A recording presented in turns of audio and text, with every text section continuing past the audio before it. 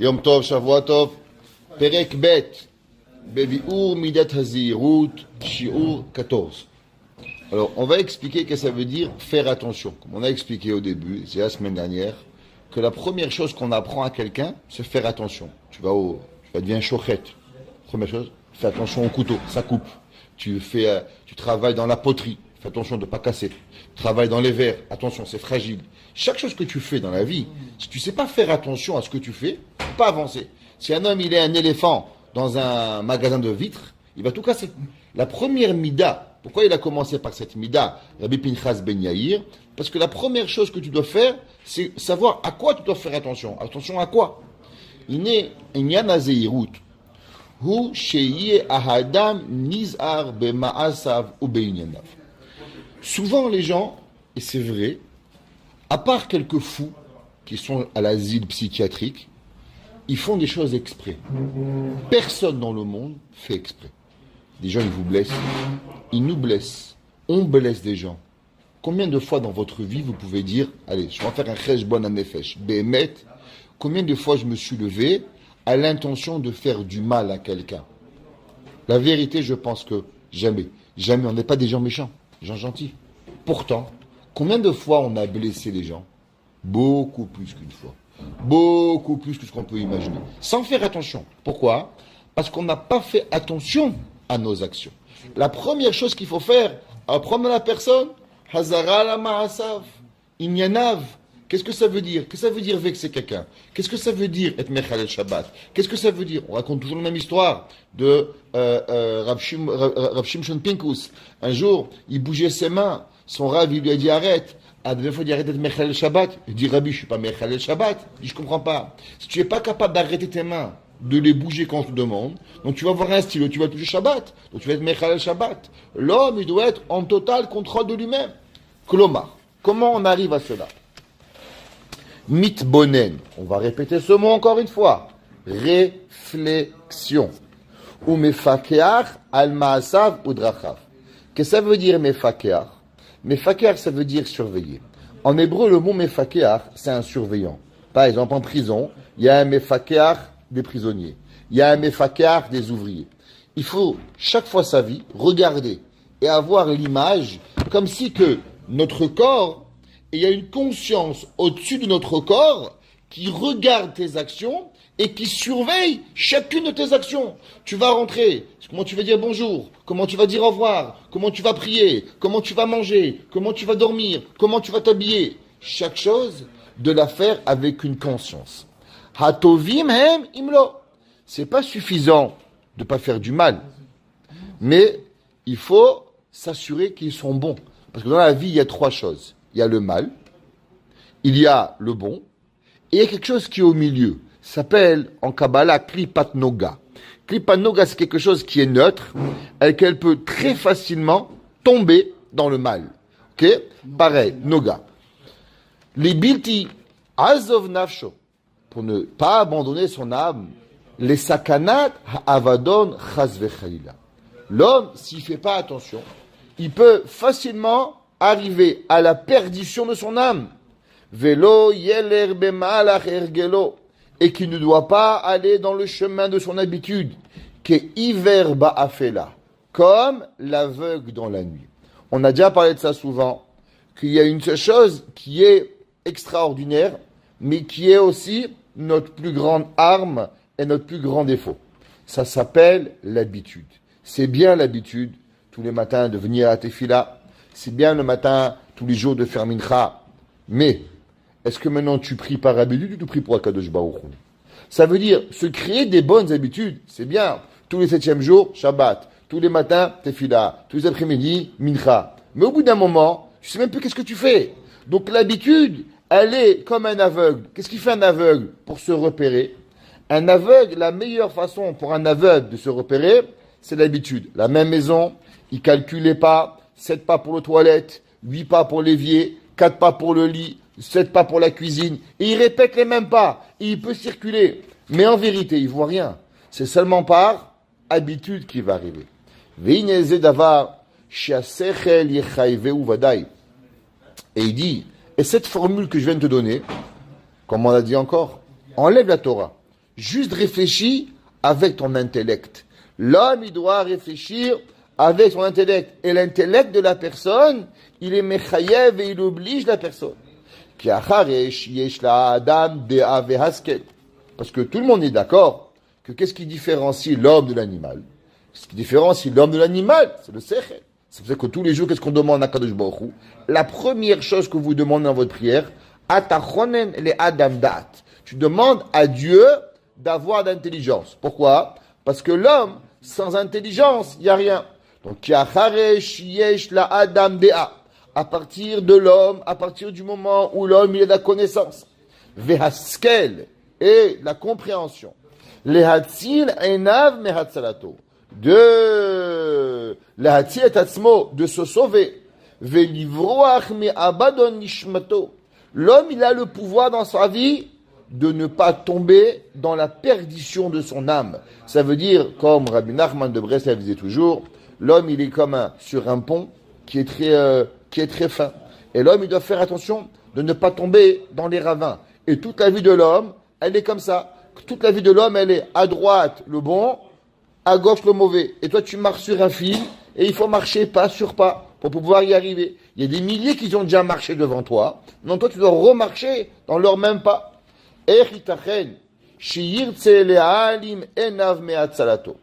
Comment l'homme, il voudrait fermer ses yeux pour se sauver? C'est comme un homme, il dit, tu sais, tout le monde traverse la rue. Alors je vais traverser la rue en fermant les yeux. Mais tu es fou, quoi. Tout le monde y réussit à traverser la rue. Parce qu'il regarde. Il ouvre les yeux, tourne à droite, tourne à gauche, traverse. Mais tout le monde le fait. Je dis oui, mais avec les yeux ouverts, pas avec les yeux fermés. C'est pas possible. Pareil, Hachem donne la chokhma, donne l'intelligence, donne la compréhension. Que je donne tout ce que tu as besoin. Mais maintenant, tu peux pas fermer tes yeux. Il faut que tu utilises ta réflexion, tout ce que tu vas avoir autour de toi, pour pouvoir arriver au but que tu t'es donné.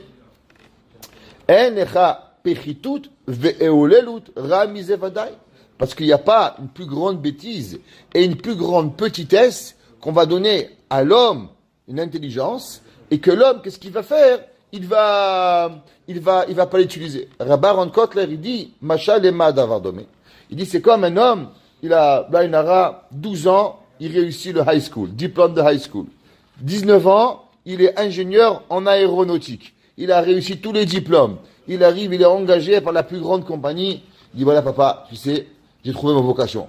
Il dit, qu'est-ce que tu veux faire? Il dit, je veux devenir éboueur. Il dit, mon fils, je comprends pas. Mais ça me fait plaisir, papa, de ramasser les poubelles. Il dit, mais papa, mon fils, il y a plein de gens qui peuvent ramasser les éboueurs. Mais un homme comme toi, intelligent, qui a reçu son bac, qui a des études, pourquoi tu deviens éboueur, mon fils? C'est du gâchis.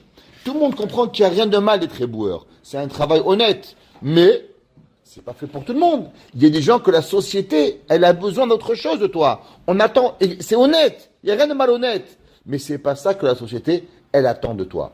Pareil, l'homme, il ne peut pas fermer ses yeux. Et il n'y a pas une plus petite bassesse que l'homme ne va pas utiliser son cerveau, sa connaissance, son intelligence pour pouvoir comprendre. Vaoseken. Et celui qui fait cela, ou parhout mihabeemot ou meachayot. Et il est plus petit que les animaux et que les bêtes sauvages. De quoi il parle? Il ramène le Seporno. Le Seporno, il dit, Avraham Avinu, il est parti faire la Akedat Yitzhak. Avec qui? Il a pris avec lui Yitzhak, bien sûr, Eliezer et Ishmaël. Et quand il est arrivé là-bas, il a vu sur la montagne de Moria, il a vu la Hanane Kavod. Alors il a demandé à Yitzhak, tu vois? Il lui a dit oui. Il lui a dit à Eliezer, tu vois? Il lui a dit non. Et tu vois Ishmaël, tu vois? Il a dit, je vois rien. Alors il lui a dit, t'es chez vous, po imahamor. Restez avec l'âne. La Gemara a dit, am hadome le hamor. Eux, ils ressemblent à un âne. Le Seporno, il dit, non, c'est pire que l'âne. Il dit, pourquoi? Il dit, parce qu'un âne qui voit pas l'âne kavod, qu'est-ce que tu veux? C'est un âne. On peut rien faire avec un âne. Mais il dit, mais Eliezer, il était le serviteur de Avraham Avinu. C'était le plus grand talmid de Avraham Avinu. Dolé ou mashke Torah Rabo. Ishmaël, le fils de Avraham Avinu. Avraham Avinu va donner sa vie pour Ishmaël. Et tu n'as pas su prendre l'opportunité pour pouvoir grandir au niveau de Avraham. alors tu es pire que l'âne. Parce que l'âne, il est né un âne, mais toi, tu es né un humain. Il dit le Ramchal, un homme qui se comporte bestialement, alors tu n'es pas devenu un cheval, tu es pire qu'un cheval. Parce que le cheval, il n'a jamais eu l'occasion de parler, il n'a jamais eu l'occasion de marcher, il n'a jamais eu l'occasion de compter, il n'a jamais eu l'occasion de réfléchir. Mais toi, tu as eu toute cette chokhma. Qu'est-ce que tu fais avec? Tu prends la chokhma et tu la jettes, donc tu es pire que le chamor, comme il a dit le Seporno. Asher betiv'am lishmor alatzmam. Il dit pourquoi? Il dit regarde, les animaux dans le monde, ils ont un sixième sens. Je me rappelle quand il y avait eu le tsunami au Bangladesh là-bas, une des façons que les gens ils avaient vu, tous les oiseaux, ils étaient sauvés. Les éléphants, ils étaient en train de courir, personne ne comprenait. Ça veut dire que un animal, il comprend qu'il se passe quelque chose, il se sauve. L'animal, il voit le mal, il veut se sauver. Et l'homme, il est là, il dit non, c'est pas grave, il y a des voitures, je traverse la rue sans regarder. Il dit mais c'est pas normal, tu vas arriver. L'animal, il comprend quand il y a du feu, il faut se sauver. Les moustiques, quand il faut trop chaud, elles savent qu'elles peuvent brûler, elles vont se cacher derrière une feuille. Et toi, tu fais pas attention à ton échama. Alken ivrechu vianusu mikol mashire laem eyot mazik laem. Toute chose qui va ressembler à la moindre danger, eh ben, les animaux, ils vont se sauver. Ça veut dire que quoi? Elles vont pas attendre d'être devant le mal. Dès qu'elles vont douter le danger. Et l'homme, tu vois pas le Yetzer Hara arriver? Tu vois pas le mal venir? Il faut que l'homme y comprend. Vaolach beolamo beli hitbonenut. Et l'homme qui va dans le monde, encore une fois, sans réflexion, imtova darko ora'a. L'homme, il faut qu'il s'arrête et il faut qu'il réfléchisse. Est-ce que c'est bien ou est-ce que c'est mal? Ine ukesuma aolech al sefatana'ar. Ça ressemble à un aveugle qui se promène sur le bord d'une rivière. Asher sakanato vadai atsuma. C'est sûr que son danger il est énorme. Vera'ato et le mal que rova me'atzalato. Tu dis, qu'est-ce que tu as plus de chance? De tomber dans la rivière ou de pas tomber dans la rivière? Il dit, Coco, un aveugle qui marche sur un pont devant une rivière, c'est sûr qu'il va mourir. Il dit, mais attends, mais il a 50-50. Je dis, non, t'as pas 50-50. T'as 90-10. Pourquoi? Parce que pour pouvoir marcher et pas tomber, ça prend des yeux, ça prend la réflexion. Qui oulam, chesron hashmira, à cause que le manque de la garde, mi pene ha'ivaron ativi, o mi pene ha'ivaron aretsoni. Parce que là-bas, c'est le manque de garde à cause qu'il s'aveugle. Ivaron, c'est aveuglement. Ativi, qui est naturel. Omipene, aivaron haretsoni. Qu'est-ce que ça veut dire, aivaron haretsoni? Il y a deux choses dans la vie. Dans la vie, il y a des choses que vous n'avez pas vues. C'est possible. Pourquoi vous n'avez pas vu? Parce que vous n'avez pas analysé. Exemple, vous allez apprendre, si vous devenez un jour policier, vous devenez un jour paramédic, vous devenez un jour pompier. Le premier cours que vous allez apprendre, premier cours que vous apprenez, ça s'appelle Sein Safety. Qu'est-ce que ça veut dire? Évaluation du danger où tu te trouves. Ça veut dire quand tu arrives quelque part, il y a un enfant, il est en train dans la maison en train de brûler. Le premier réflexe de l'homme, de vouloir le sauver, tu entends « Sauvez-moi, sauvez-moi !» C'est vrai, ton réflexe. On va dire première classe, arrête. Évaluation du danger. Est-ce que tu peux rentrer? Est-ce que tu vas mourir?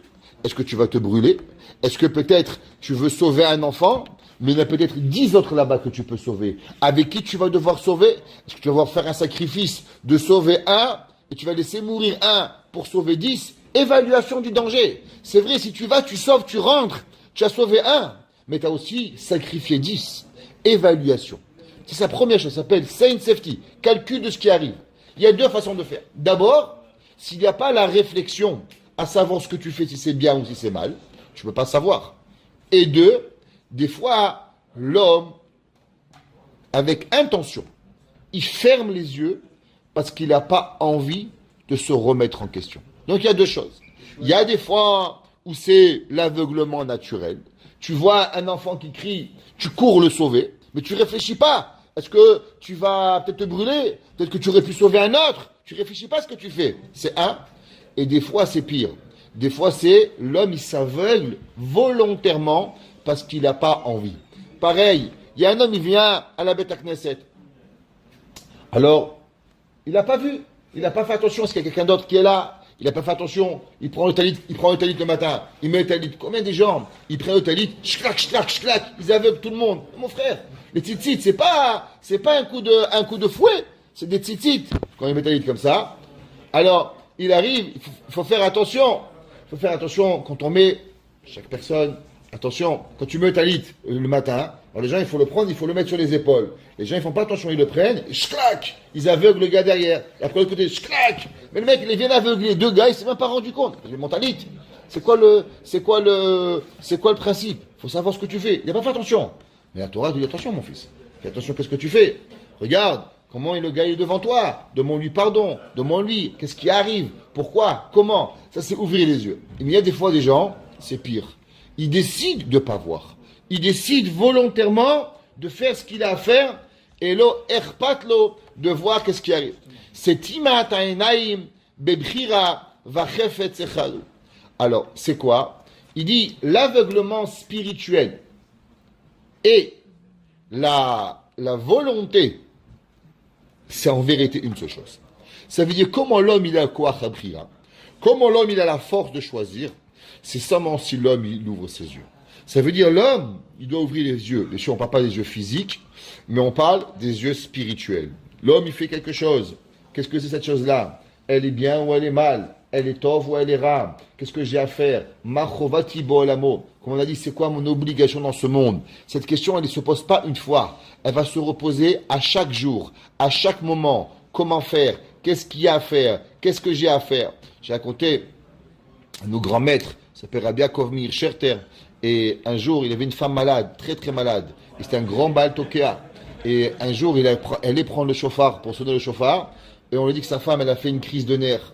Et c'était un Baal Tokea de chauffard qui avait tout Yerushalayim qui venait le voir. Il y avait le Minchat Yitzhak qui venait le voir. Il y avait l'Admor de Slonim qui venait. Tous les plus grands rabbanim du monde. C'était un Mekouba Latsoum. Il venait le voir. Et on lui a dit, papa, maman elle a besoin de toi. Le Rav, il a posé le chauffard avec un grand sourire. Il est parti à la maison. Il est revenu. Donc, son élève, il a dit que le Rav, il est parti. On va dire, c'est normal. Mais qu'il est revenu comme si qu'il n'y avait rien eu, avec le même sourire sur le visage. C'était le plus grand chidouche. Et tout le monde sait à combien le Rav il se préparait pendant un mois, depuis le mois de Elul jusqu'au mois de Tishri. Il faisait Tikkun Chatzot toutes les nuits. La nuit entière, il étudiait. Il dormait pas. Il révisait tout le Zohar sur le chauffard. Une préparation extrême. Mais à ce moment, il arrive à une question. Qu'est-ce que Dieu il veut de moi? Dieu, il veut de moi de m'occuper de ma femme. Bon, on ferme le livre. On va, on s'occupe de sa femme. Il me revient. Il n'y a pas de problème. J'ai fait ce que Kadosh Baruch Hu veut de moi. Et cette question qu'on se pose, c'est ça tous les jours. Qu'est-ce que Hachem veut de moi maintenant? Demain, peut-être qu'il vaudra autre chose. Maintenant, qu'est-ce qu'il veut de moi? Maintenant, je dois étudier. Maintenant, il faut que j'arrête d'étudier. Maintenant, il faut que je fasse du chesed. Maintenant, il faut que je ne fasse pas du chesed. Si je vais courir à faire tout le chesed, je vais devenir le plus grand batlan du monde. Alors, il faut avoir cette question à chaque moment. Qu'est-ce que Hachem veut de toi? Maintenant. À ce moment-là, qu'est-ce que Baruch veut de toi? Veine Yirmiyahu Amit Onen. Yirmiyahu, il était en train de se lamenter. Alors, Roa Benedoro. Vous savez, Yirmiyahu était un Kohen. Et Yirmiyahu Yanavi, le prophète Jérémie, il a prophétisé la destruction du temple. Et non seulement les Juifs, vous savez, qui ne l'ont pas écouté, mais ils vont même le vendre comme esclave. Parce que il a voulu leur dire qu'Hachem a détruit le temple. Et ils ont vendu Yirmiyahu Hanavi. Mipene eyotam neguim benega hamida azot shayu ma'aliim enehem imaasehem. Mais qu'est-ce qui se passait? Yirmiyahu, il leur dit, vous voyez Nebuchadnezzar, il arrive. Ouvrez les yeux. 2 ans, ça fait déjà on est en siège. Ouvrez les yeux. Le temple va être détruit. Et ils ne voyaient rien. Pourquoi? Parce que les gens avaient décidé de fermer les yeux et de ne pas vouloir voir. Belish yasimu lev lirot mahem. Ils n'ont pas voulu se poser une question. Hale asot imle hazev. La question qui va toujours nous revenir à chaque fois qu'on va avoir une question, à chaque fois qu'on va avoir n'importe quoi dans notre vie. Il y a 2 questions qui vont venir chez toi. Travail, Torah, prière, mariage, enfant, tout ce que vous allez avoir. Il y a 2 questions qui vont venir. Je fais ou je fais pas. Chaque fois. Avant même de savoir comment faire.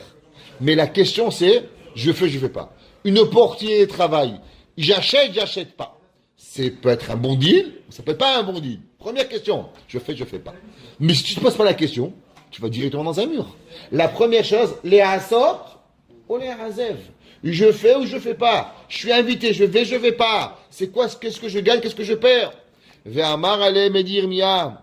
En ish nicham al ra'ato. Il n'y a pas un homme qui a eu pitié sur son mal. Les morts.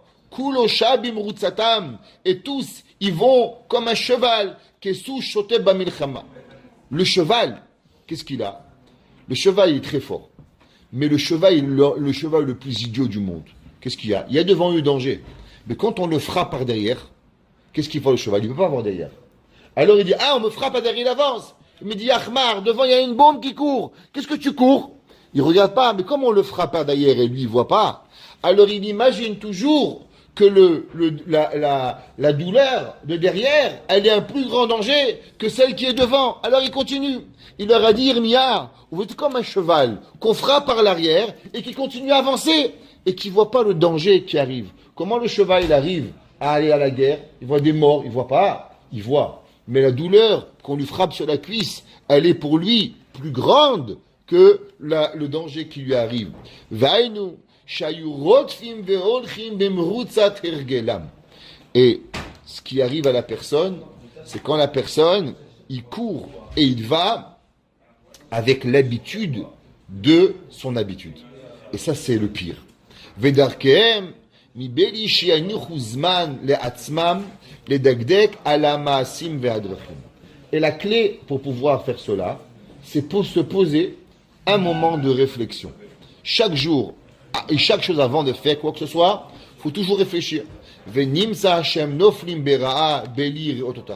à la fin, il tombe sans savoir. Comme on a dit, le mal pour le mal est quasiment inexistant.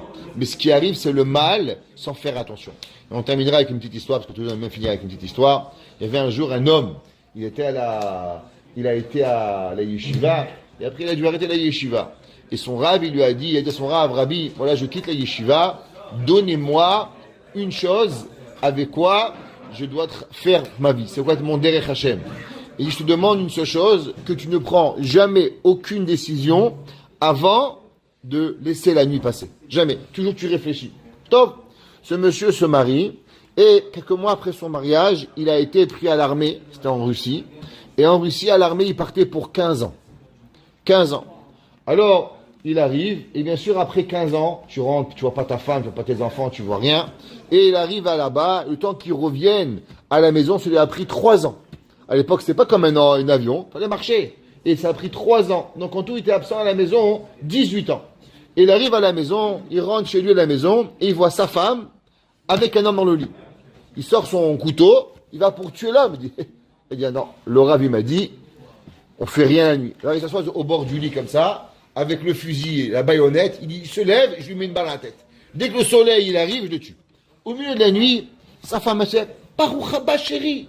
Dis quoi, Baruch Haba? Tu as un homme dans ton lit, tu me dis Baruch Haba. Je dis, mais non, c'est ton fils. C'est quoi, c'est ton fils? Il dit, tu es parti, j'étais enceinte, mais on est pauvre. Là, on n'a pas où dormir. Une maman, elle va dormir avec son fils. Ma baya, c'est mon fils. Il dit, ah oui, vavoy, si j'avais été nerveux, j'aurais perdu toute ma vie, j'aurais tué mon fils.